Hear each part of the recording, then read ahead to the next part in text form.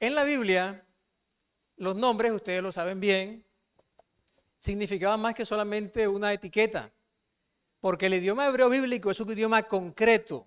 Los nombres eran colocados con base en un evento concreto que ocurría, como vamos a ver ahorita en el caso que nos toca. Pero también en la Biblia, la palabra que se usa para nombre, en Génesis capítulo 32, cuando el varón le dice a Jacob, ¿cómo es tu nombre? Esa misma palabra también se traduce como renombre, como fama. Voy a colocar unos ejemplos aquí. Miren esto, Génesis 6, 4. Había gigantes en la tierra en aquellos días. Estos fueron los valientes que desde la antigüedad fueron varones de renombre. O sea, el nombre era aquel aspecto por el que se distinguía la persona. Eran de renombre. Es la misma palabra de nombre, solo que se traduce renombre. También se traduce como fama. Deuteronomio 22, 19. Ahora, obviamente podía haber un renombre negativo o positivo, como vemos ahí, ¿verdad? Y le multarán en 100 piezas de plata, las cuales darán al padre de la joven, por cuanto esparció mala fama. Le dañó el nombre a esa persona. Se traduce como mala fama, sí, el nombre, sobre la Virgen de Israel. Esto es muy importante y muy interesante, ¿verdad? Había que pagar por el daño que se le hacía al nombre de una persona. Y un ejemplo más como fama, dice, así David ganó fama cuando regresaba de derrotar a los sirios, derrotó a 18,000 edomitas en el valle de la sal. Así que el nombre significaba la razón por la que te conocían a ti. Así que cuando el varón le dijo a Jacob, ¿cuál es tu nombre? Lo que realmente estaba preguntando es, ¿por qué te conocen a ti? ¿Por qué tú eres famoso? ¿Por qué tú tienes renombre? Y también esa pregunta podemos hacernos nosotros, ¿por qué nos conocen a nosotros? Saben, cuando yo era muchacho, tenía una fama con mis hermanas y con mis hermanos, que era gruñón. Todavía no me he podido desprender de esa fama completamente, se los confieso, quisiera, y he tratado con la ayuda de Dios y orado a Dios, pero todavía tengo un poco de fama de ser gruñón y un poco seco y áspero en algunas cosas. Y tengo que reconocer que es así, no es mentira, pero pequeño era más. Así que ese era mi renombre. ¿Cuál es tu renombre? ¿Por qué te conocen a ti? ¿Por qué tú tienes fama? ¿Por qué eres famoso? Preguntémonos eso, que es muy importante porque tiene que ver con la lección de esta semana. Y una pregunta más es, ¿por qué te gustaría que te conocieran? No tanto por qué te conocen, sino porque te gustaría que te conocieran. Cuando alguien piensa en ti, o alguien piensa en Susan, ¿en qué te gustaría que pensara? Susan, esta jovencita tal y cual cosa. Jonathan, este joven tal y cual cosa. Betty, esta mujer tal y cual cosa. María Eugenia, esta y esta persona que es así, ya sabes. Elizabeth. A mí me gustaría que me distinguieran por cosas buenas. Enrique, cosas buenas. Pero vamos a ver ahorita, como vimos en el ejemplo, que a veces nuestro nombre es ensuciado por nosotros a veces y también por otras personas, ¿verdad? Así que el nombre Jacob, ¿qué significa el nombre Jacob? A ver, según lo que han estudiado. ¿Cómo? Usurpador, engañador, ¿qué más? Suplantador. Muy bien, vamos a ver algunas cosas muy interesantes del texto bíblico sobre la historia de Jacob. Dice, hablando de primero la concepción de la mamá, cuando se cumplieron sus días para dar a luz, he aquí había gemelos en su vientre. Obviamente estoy cortando el texto porque no hay tiempo para todo. Y salió el primero, rubio, y era todo velludo, como una pelliza, y llamaron su nombre Esaú. Después salió su hermano, trabada su mano en el calcañar de Esaú, y fue llamado su nombre como Jacob.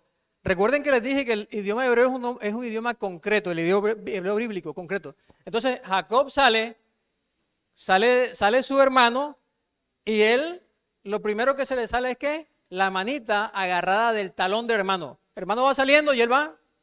Esto es bien interesante porque ustedes saben que los niños tienen una mano pequeñita, pero aprietan duro también, ¿verdad? Así que él se prendió del talón de su hermano y la característica principal cuando él sale es ¿qué? Así que el nombre que le colocan es por esa acción, algo concreto. Jacob viene agarrado del talón de su hermano. Ahorita vamos a profundizar un poquito más sobre eso. Muy bien.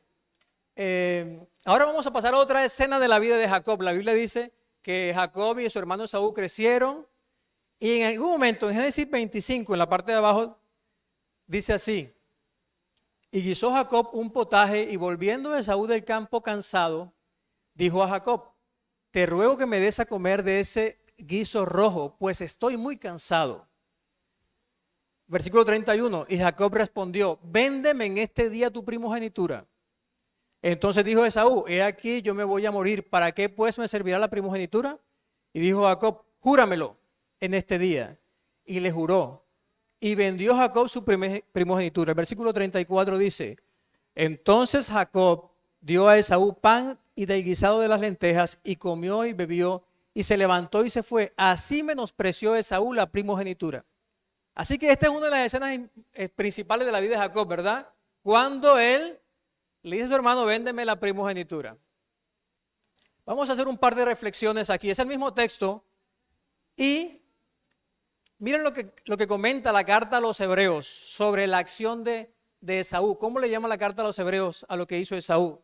Dice así: no sea que haya algún fornicario o profano como Esaú, que por una sola comida vendió su primogenitura. Hebreos 12:16. ¿Cómo le llama el autor de Hebreos a Esaú? Fornicario y profano. Miren una declaración, o sea que lo que Esaú hizo fue algo bien delicado. La versión Traducción Nuevo Mundo añade: vendió como regalo. Realmente la palabra que se usa como vender ahí es regalar. O sea, él la vendió, pero fue como un regalo, porque fue una cosa cualquiera. Por un plato de lenteja. ¿Qué negocio es ese? Eso no fue ninguna venta. Eso fue aparente una venta, pero fue, ¿verdad? Por eso dice el texto: menospreció. Y aquí en el versículo 33 dice: y dijo Jacob: júramelo en este día, y se lo juró. Esa palabra jurar en la Biblia es un término que está asociado con el 7, con la palabra 7, que significa más o menos repetir 7 veces lo mismo. O sea, estoy tan seguro que estoy diciendo esto, sí, sí, sí, sí, sí. ¿Me la vendes? Sí, sí, sí, sí, 7 veces. Eso quiere decir jurar. Júramelo. O sea, que no fue que se lo tomó por sorpresa, ni que no, júramelo. Y dice que Esaú se lo juró. Y en el versículo 34, cuando el texto dice: así menospreció, miren lo que menospreció Esaú. Esaú no menospreció la riqueza de la primogenitura. Isaías 53:3 dice: despreciado y desechado entre los hombres, varón de dolores, experimentado en quebranto, y como que escondimos de él el rostro, y fue menospreciado y no le estimamos. En ese versículo aparece 2 veces la misma palabra que se usa para que Esaú despreció la primogenitura. ¿Qué estaba despreciando Esaú realmente? Recordemos, era la promesa que se le había hecho a Abraham, su abuelo, que continuaba con Isaac. Y el hijo de Isaac era el heredero de esa promesa. ¿Y cuál era la promesa? ¿Cuál era la promesa? El nacimiento del Mesías. Así que, ¿qué fue lo que menospreció Esaú? No fue la riqueza, menospreció fue a Jesús. Y el texto lo dice: menospreció. 2 veces aparece en Isaías esa palabra. Así que Esaú cumplió perfectamente esa declaración de ahí. No solamente lo iban a menospreciar los que lo menospreciaron después, los que lo crucificaron, no. Cada persona, y sobre todo él, que él era el que por derecho y por descendencia le tocaba ser el ascendente del Mesías, ¿verdad? Así que miren la profundidad de esto, ¿verdad? Ahora pasamos al capítulo 27. Eso es otra de las escenas fundamentales en la vida de Jacob que nos ayudan a entender lo que pasó al final. Aconteció que cuando Isaac envejeció y sus ojos se oscurecieron, quedando sin vista, llamó a Esaú, su hijo mayor, y le dijo: hijo mío. Y él respondió: heme aquí. Y él dijo: he aquí, ya soy viejo, no sé el día de mi muerte. Toma pues ahora tus armas, tu aljaba y tu arco, y sal al campo y tráeme caza. Y hazme un guisado como a mí me gusta, y tráemelo y comeré, para que yo te bendiga antes que muera. A veces en las películas vemos que Jacob y Esaú eran unos muchachos cuando esto ocurre, pero no fue así. ¿Qué edad ¿Ustedes qué edad piensan que tenían Jacob y Esaú cuando pasó esto? ¿Quién más? 40 más o menos, ¿quién más? ¿Saben qué tenían? 75 años más o menos, cada uno. Cada uno tiene más o menos 75, 77 años. Es lo que se calcula con base en la cronología que se presenta ahí. Así que no eran ningunos muchachos ni era ninguna cosa. Y Isaac tenía aproximadamente 135 años, 135. Isaac dice aquí no me voy a morir, pero Isaac vivió casi 40 años después de eso. Así que tuvo una vejez bastante larga y todo ciego pues no fue buena, ¿verdad? Pero eso fue lo que pasó. Y entonces cuando la mamá de Jacob, a mí se me olvida siempre, se me confunde entre Raquel y Rebeca, la mamá de Jacob escuchó, ella pues había escuchado lo que Dios le había dicho, ¿verdad? La promesa ahí adentro, el mayor va a servir al menor, le había dicho el Señor. Y entonces Rebeca estaba oyendo cuando hablaba Isaac a Esaú su hijo y se fue Esaú al campo para buscar la casa que había de traer. Entonces Rebeca habló a Jacob su hijo diciendo, he aquí yo he oído a tu padre que hablaba con Esaú tu hermano. Así que la mamá rápidamente dice, bueno, esto no va a pasar algo aquí, ¿verdad? Isaac, dice un comentario que leí que obviamente él tenía conocimiento de la promesa de Dios hacia Jacob, ¿verdad? Pero también tenía conocimiento del carácter de Esaú, que Esaú era un muchacho descuidado con las cosas de Dios. Pero como era su preferido, a él no le iba a importar, porque lo que estaba haciendo es, tráeme la casa porque te voy a bendecir. O sea, él se iba a saltar la promesa de Dios, le iba a hacer a su manera. Esto es muy importante tenerlo en cuenta ahorita. Pero la mamá, bueno, en su desesperación, le dijo a su hijo, haz lo que vamos a hacer. Lo instruyó a su hijo, que era un muchachito de 75 años, su hijo le siguió el consejo y engañaron a su papá, engañaron a Isaac. Ahorita vamos a tomar algunos apuntes también sobre eso si tenemos tiempo. Ahora ya estamos llegando al final, a la parte central. Y hablemos un poquito del encuentro entre Jacob y Esaú. Pero ahora leamos el texto, dice así. Y envió Jacob mensajeros delante de sí a Esaú, su hermano, a la tierra de Seir, campo de Edom. Y les mandó diciendo, así diréis a mi señor Esaú, así dice tu siervo Jacob, con Labán he morado, le cuenta, y después dice, y los mensajeros volvieron a Jacob diciendo, vimos a tu hermano Esaú y él también viene a recibirte con 400 hombres. Qué recepción, ¿verdad? Entonces el versículo 7 dice así, entonces Jacob tuvo gran temor y se angustió. Era natural, tuvo miedo, gran temor y se angustió, entró en angustia. ¿Qué hizo Jacob en ese momento? ¿Qué hizo? ¿Se acuerdan? Vamos a ver qué dice. Aquí viene la oración de Jacob. Esto es muy interesante porque todo esto es el contexto del cambio de nombre de Jacob. Es el contexto, así que es muy importante todo lo que ocurre aquí. Entonces escuchemos la oración de Jacob. Y dijo Jacob, Dios de mi padre Abraham y Dios de mi padre Isaac. Siempre que usted encuentre ese texto, esa expresión en la Biblia es una referencia a la promesa de Dios que introdujo con Abraham. Y al pacto, por supuesto. Jehová que me dijiste, vuélvete a tu tierra y a tu parentela y yo te haré bien. Menor soy que todas las misericordias y que toda la verdad que has usado para con tu siervo. Miren qué oración bonita, ¿verdad?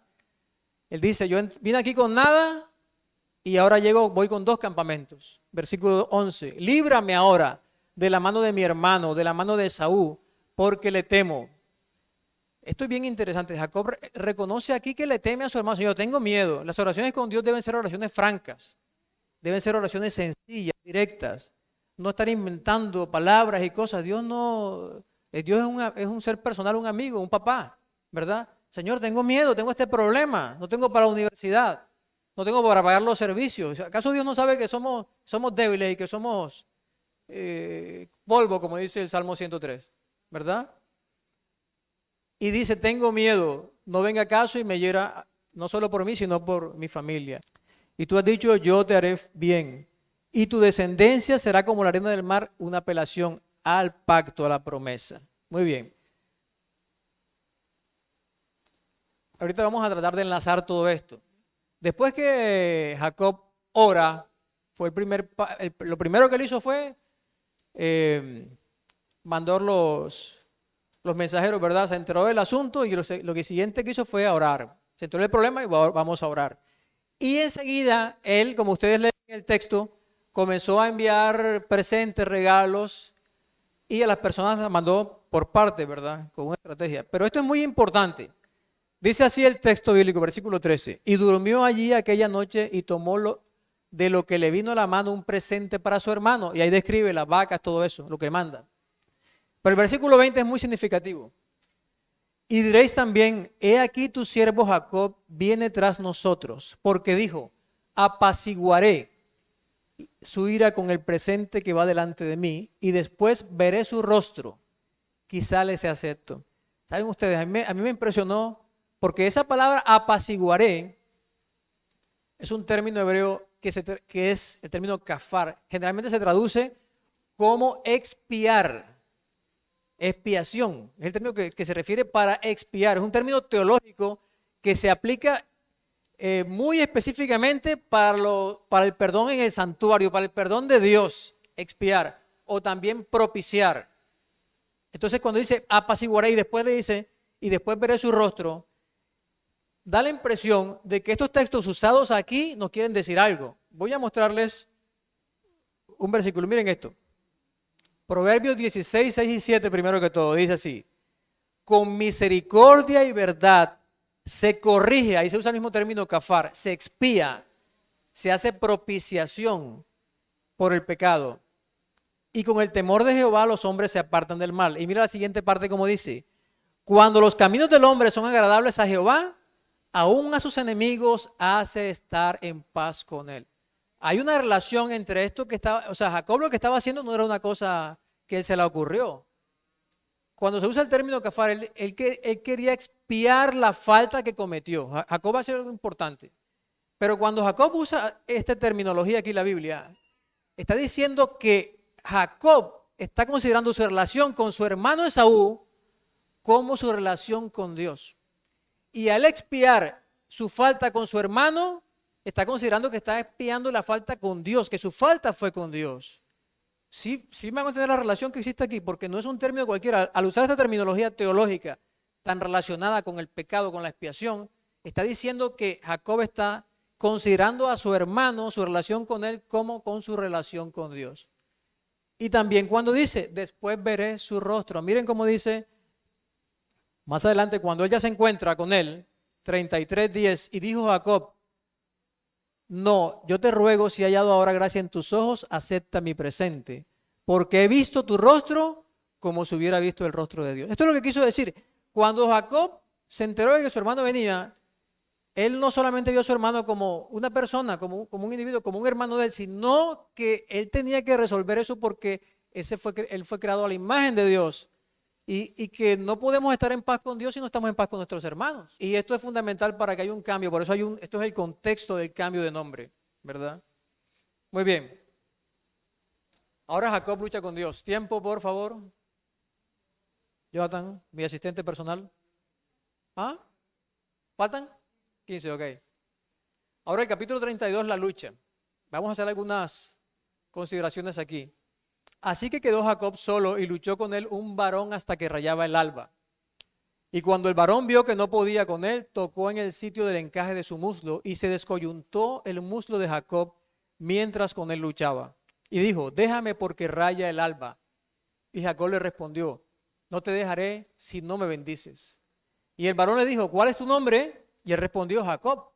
Y el varón le dijo, no se dirá más tu nombre Jacob, sino Israel, porque has luchado con Dios y con los hombres y has vencido. Así que vamos a pasar este texto para la izquierda y vamos a hacer algunas consideraciones ahí. La primera pregunta que surge es, ¿por qué aparece este varón? ¿Y quién era? ¿Por qué aparece? Porque el texto dice que Jacob se quedó solo y de repente dice, y luchó con él un varón. ¿Por qué aparece? ¿A razón de qué? ¿Qué dicen ustedes? Vamos a ver qué dice la Biblia. Primer texto, Nehemías 9:27. Escuchen esto. Entonces los entregaste en mano de sus enemigos, los cuales los afligieron, hablando del pueblo de Israel. Pero en el tiempo de su tribulación, dice tribulación, pero la misma palabra angustia que aparece en Génesis 32 para Jacob. Pero en el tiempo de su angustia, clamaron a ti, y escuchen, y tú desde los cielos los oíste. Y según tu gran misericordia, les enviaste libertadores para que los salvasen de la mano de sus enemigos. ¿Se dan cuenta? ¿Qué hizo Jacob después de la angustia? Oró. ¿Y qué pasó? Dios oró desde el cielo. ¿Y qué hizo? Te mando un libertador. Ahí está el texto diciéndolo. Pero hay algo más sobre este libertador. Miren este texto maravilloso. Proverbios 17:17. Un texto muy conocido. En todo tiempo ama el amigo. Y es como un hermano, ¿en qué? En tiempo de angustia. Es la misma expresión que aparece para Jacob. Jeremías le llama a este episodio de Jacob, le llama el tiempo de angustia de Jacob. Y es la misma expresión, tiempo de angustia. Entonces, en el tiempo de angustia, en todo tiempo, ama al amigo, pero es como un hermano. O sea que este personaje que fue ahí, no solo es Salvador, sino es como un amigo y un hermano. Eso que está diciendo el texto ahí. ¿Saben? La palabra que se usa como varón aquí, varón, peleó con un varón, es un término que se usa generalmente para los seres humanos. Y aquí se usa para este personaje y se usa en Génesis 18 cuando los ángeles visitan a Abraham. También se usa la misma expresión, varón. Así que hay una conexión de este personaje con el que fue a visitar a Abraham. Eso es lo primero. Y lo segundo, que Dios está queriendo enfatizar la identificación de este personaje con la humanidad. Porque podría decir un ángel, no dice un varón. Así que este personaje se identifica. Entonces, es tu hermano, es tu amigo. Jesucristo, este es Jesús. Pero Jesús presentado como un Salvador, como un hermano, como un amigo. ¿Les parece? Así que a eso fue ese varón a encontrarse con Jacob. La siguiente pregunta, en el versículo 25, dice que el varón no podía con Jacob. Y entonces tocó el encaje de su muslo. Y surge la pregunta, ¿por qué no podía? Esta es una de las preguntas que más me costaba trabajo y que yo más decía, pero ¿por qué? ¿Por qué no podía? ¿Qué quiere decir? ¿Y por qué lo tocó el encaje? Miren este versículo. Recordemos que la Biblia se explica a sí misma y esto es maravilloso como nos va mostrando, ¿verdad? Proverbios 25:19. Miren cómo dice. Como diente roto y pie descoyuntado es la confianza en el prevaricador en tiempo de angustia. Si tú estás en tiempo de angustia y pones tu confianza en el prevaricador, en el ser humano, eso es como, ¿qué dice ahí? Como diente roto y pie descoyuntado. Automáticamente, ¿qué es pie descoyuntado? ¿Qué fue lo que hizo el ángel? ¿Qué estaba pasando aquí? Jacob estaba colocando su confianza ¿en quién? En el prevaricador, en él, en el pecador. Y el ángel se dio cuenta que él iba a seguir haciendo eso. O sea, Jacob, su intención era ¿qué? Seguir luchando por su propia fuerza. Y eso, así somos nosotros. ¿Y qué tuvo que hacer este varón? ¿Tuvo que? Con su dedo tocar a Jacob. Porque si no lo hace, Jacob, mire, pasó toda la noche, esto es increíble. Ahí aferrado, pero luchando con su fuerza. Él estaba equivocado, aquí está diciéndolo, es como diente roto y pie descoyuntado cuando nosotros ponemos nuestra confianza en el prevaricador, en el pecador, en el ser humano. Entonces el ángel le toca el encaje del muslo y ahí, automáticamente él deja de luchar, porque si no lo hace, sigue luchando. Versículo 26. Y dijo el varón, déjame porque raya el alba. Y Jacob le respondió, escuchen bien, no te dejaré si no me bendices. ¿Qué es lo que estaba pidiendo Jacob aquí? Una simple bendición, te bendigo. ¿Qué fue lo que pasó? ¿Por qué pidió eso Jacob? ¿Saben una cosa? Miren esto. Génesis 27:35. Cuando Isaac bendijo a Jacob y después llegó Esaú, le dijo y le pidió la bendición y le dijo, hijo, vino tu hermano con engaño y tomó ¿qué? Tu bendición. ¿A qué bendición se refiere aquí? ¿Qué era la bendición que Isaac le había dado a Jacob? ¿Cuál bendición? ¿Cuál? Díganlo sin miedo. La primogenitura. Pero ¿cómo se le había ganado a Jacob? ¿Cómo? Con engaño. Así que Jacob le dice al ángel, le dice a Jesús, no te dejaré si no me bendices. Yo quiero saber que la primogenitura que mi papá me dio allá, pero que yo se la tomé por engaño, realmente es mía. Quiero saber que sí tengo esa bendición. Esa es la bendición que está pidiendo Jacob. No es una bendición particular, no es una bendición cualquiera. es esa bendición, porque ese es el motivo del conflicto en este asunto. No te dejaré si no bendice. Yo quiero estar seguro de que aunque me tomé esa bendición por engaño allá, quiero saber si tú, que eres Dios, tú me la das, si realmente yo voy a ser, soy el primogénito. ¡Wow! ¿Se dan cuenta? El texto bíblico lo está diciendo, no es que está relacionado a bendición. Y si usted lee todo el versículo, todo el capítulo 27, léanlo. Ahí habla de esa bendición. Papá, ¿no tienes otra bendición? No, yo leí la bendición a Esaú. Y todo eso lo dice ahí. Y todo lo que dice lo pueden leer en el capítulo 27. Ahora sí, en la lucha. Jacob lucha con Dios. Y el varón le dijo, ¿cuál es tu nombre? O sea, ¿por qué la gente te conoce? ¿Por qué tienes fama tú? ¿Por qué te reconocen? Y él dice, Jacob. Entonces el varón le dijo, no dirá más tu nombre Jacob, sino Israel. Ahora, ¿cuál era el verdadero problema de Jacob? O sea, realmente, ¿qué significaba su nombre? Esa es la pregunta. ¿Y por qué era conocido Jacob? Aquí se dieron algunas respuestas que son las que generalmente repetimos. Pero vamos a ver qué dice el texto bíblico. Miren esto, primera escena, Génesis 25, 26. Cuando Jacob nace con su mano, ¿qué? Trabada del talón de su hermano. Por eso le ponen el nombre, que significa simplemente el que agarra el talón de su hermano. Pero la pregunta es, ¿por qué Jacob salió con la mano en el talón del hermano? ¿Por qué? ¿Cuál era el conflicto? Recuerda que estaban dentro del vientre y estaban peleando. De hecho, cuando dice la Biblia, luchaban en su vientre, la palabra que se usa ahí es una palabra que quiere decir despedazar. No era que ellos estaban ahí moviéndose. Por eso es que la mamá dice, yo no puedo seguir viviendo así. Ellos estaban tratando de destruirse el uno al otro allá adentro en el vientre. Esto es tremendo.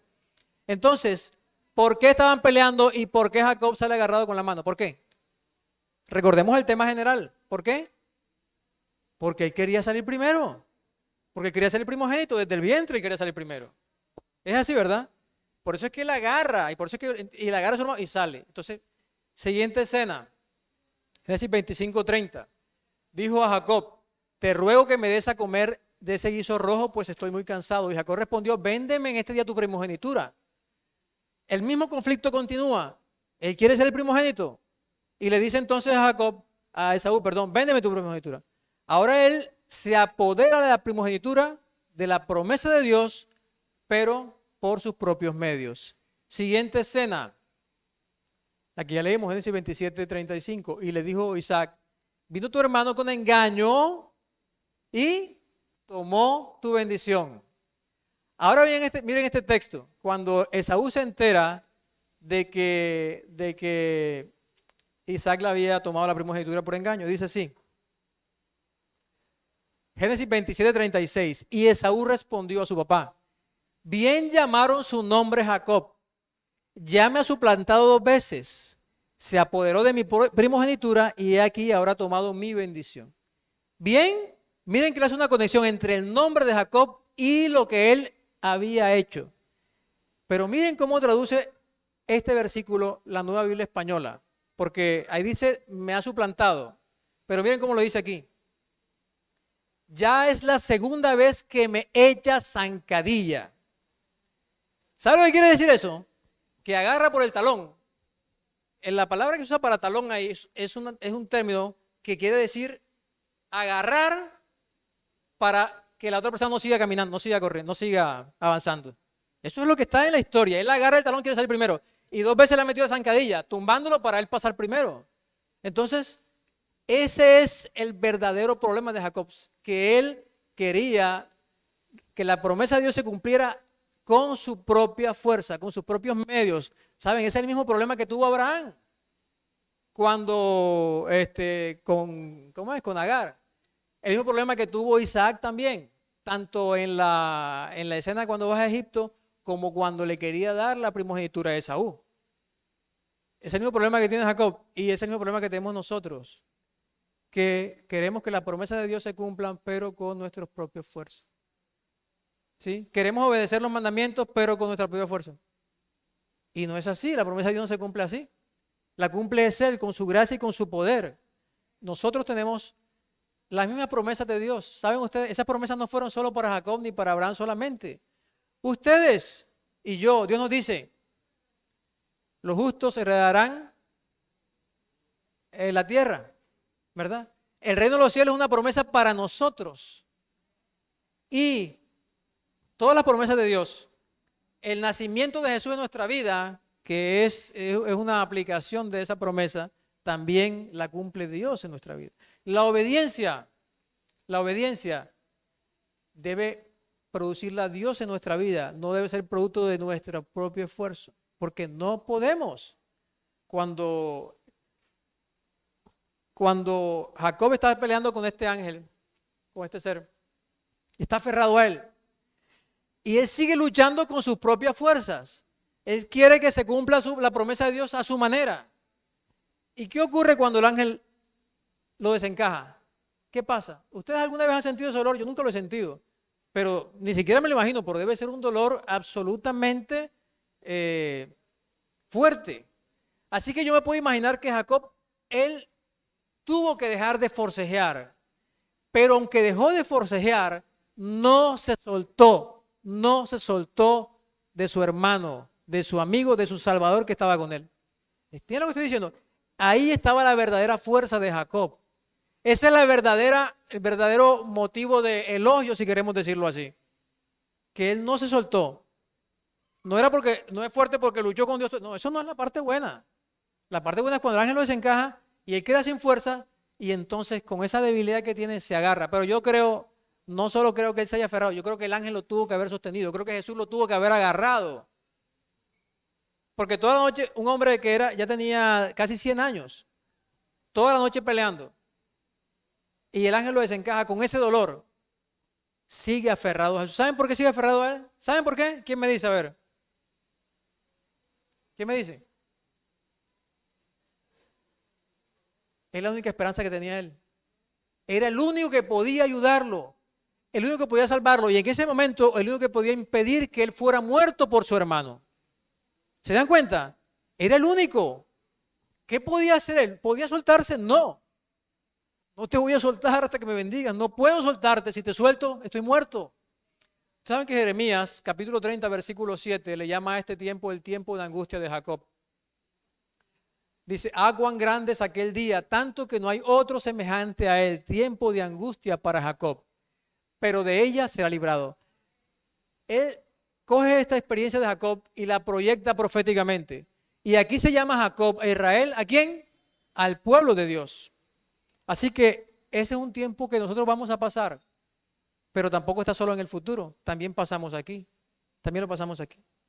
Cada día, ¿verdad? No tengo plata para pagar un servicio, no tengo plata para la universidad de mis hijos, no tengo plata para este estudio en la universidad, o tengo este vicio, o tengo este defecto y no puedo con él.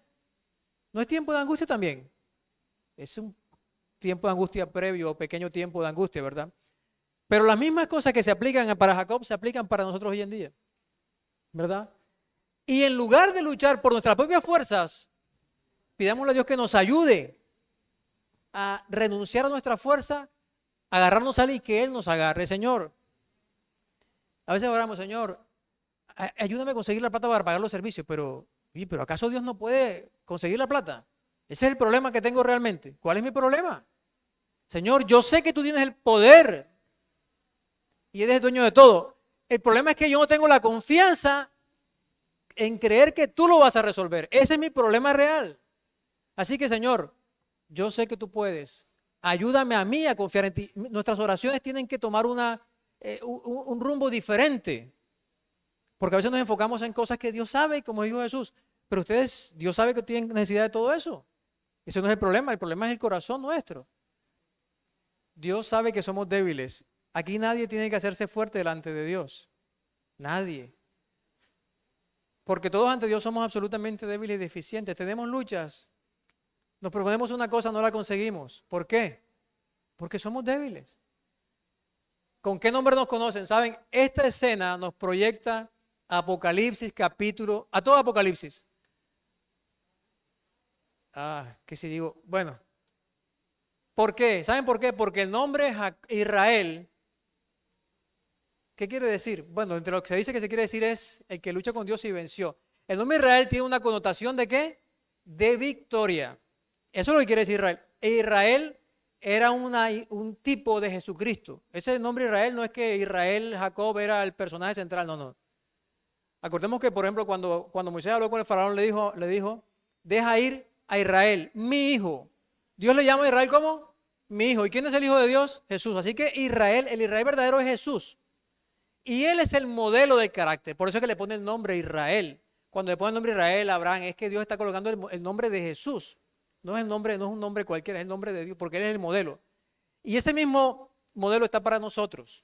Y como usted el Apocalipsis es el libro de la victoria. Apocalipsis 2 y 3, a las iglesias, el que venciere, le dará como el maná escondido. El que venciere, le dará una piedrecita blanca y un nombre nuevo. El que venciere, lo haré columna en el templo de mi Dios. El que venciere. Cada promesa de la iglesia es para los vencedores. ¿Para quién? Para los Israel. Israel es todo aquel que lucha con Dios y vence. Vamos a orar. Oremos. Padre maravilloso, gracias por tu santa y hermosa palabra, por permitirnos compartirla, alimentarnos de ella. De manera muy especial te suplicamos que nos ayudes a ser como Jacob en ese momento de su experiencia, a que nos aferremos a ti. Pero cuando veas que estamos luchando por nuestra propia fuerza, Señor, toca nuestro muslo, desencájanos, haz lo que tengas que hacer para que soltemos esa costumbre que tenemos de hacer las cosas de nuestra manera y poder permitir que tú hagas las cosas en nuestra vida, Señor. Ayúdanos, gracias, te alabamos porque tú eres misericordioso y conoces nuestra condición. Sabes que somos débiles, que somos polvo, pero por eso envías a nuestro amigo, nuestro hermano y nuestro Salvador Jesucristo. Todo te lo pedimos y te lo agradecemos en el nombre de Jesús nuestro Salvador. Amén, Señor.